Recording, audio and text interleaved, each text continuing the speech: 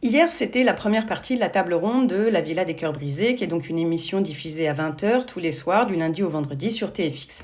Cette table ronde, c'est un peu le rituel d'entrée de La Villa des Cœurs Brisés. On est à la 11e saison, donc de fait, on connaît un peu le dispositif où chaque candidat va exposer sa problématique, à savoir pourquoi Yel est là et le nombre de jours où Yel sont célibataires à partir. Et c'est leur vision des choses qui est d'abord exposée avant un petit échange justement avec Lucie pour essayer de creuser un peu cette problématique, voire la reformuler au besoin. Bon, en 5 minutes, ça me paraît un peu court, mais bon, c'est pas grave. Bon. Ceci étant, on voit qu'il y a quand même beaucoup de montage à pas mal d'endroits. Dans cette table ronde, déjà sur le dispositif, j'avais envie de revenir un petit peu sur la dimension qui est quand même un peu problématique à mon sens, qui est de laisser entendre que finalement, il n'y a qu'en couple qu'on pourrait être heureux. La forme du comptage du nombre de jours renvoie finalement à l'incarcération, ce qui renverrait l'idée que, vous savez, voilà, les prisonniers qui cochent les jours les uns après les autres jusqu'à la libération, comme si finalement le fait d'être célibataire, c'était un peu comme être en prison et que la libération viendrait avec le couple. Bon, dans le réel, surtout pour les femmes, la libération ne vient pas avec le couple, loin de là. Alors oui, ça octroie un statut social pour les femmes, mais ça s'appelle le patriarcat, c'est donc un problème, que les femmes n'existent pas et n'aient pas de statut social indépendamment du couple, ça devrait nous interroger. Et en plus, c'est aussi une manière de nier tous les profils de célibat, et je parle même pas des personnes dites asexuelles pour qui le couple est ou aromantique, pour qui le couple n'est absolument pas un objectif.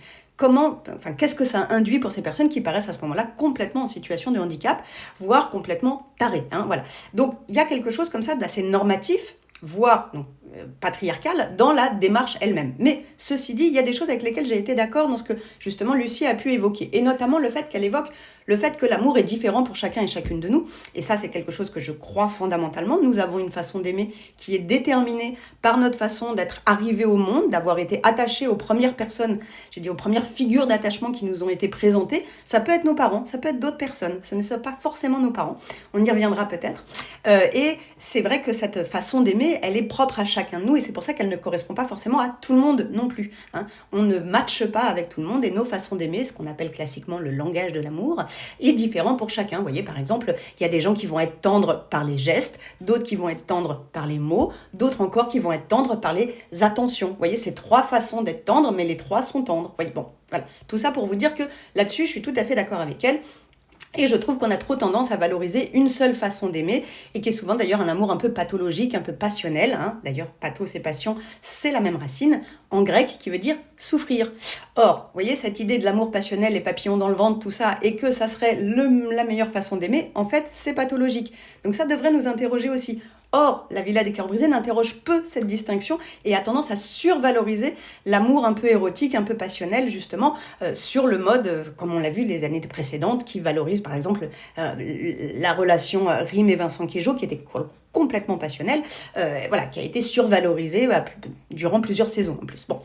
Et puis, la dernière chose sur laquelle j'étais assez d'accord avec elle, c'est aussi quand elle exprime le fait que aimer, c'est être vulnérable. Et en effet, pour pouvoir exister, il y a un moment, pour pouvoir être en relation avec les autres, il faut baisser la garde et pouvoir à un moment laisser l'autre rentrer dans sa zone, j'ai envie de dire, de confort, dans sa zone d'intimité, dans tous les sens du terme. Et ça, c'est pas forcément facile parce que ça suppose d'être un peu vulnérable, de baisser la garde et de lâcher quelque chose du rationnel pour pouvoir laisser émerger l'émotionnel. Le rationnel a tendance à étouffer l'émotionnel. C'est pas pour rien que justement les discours, et que c'est un peu le problème justement, et je trouve le paradoxe un peu de cette table ronde, c'est que ça suppose de faire parler les gens, donc de passer par l'intellectuel pour essayer de raconter de l'émotionnel.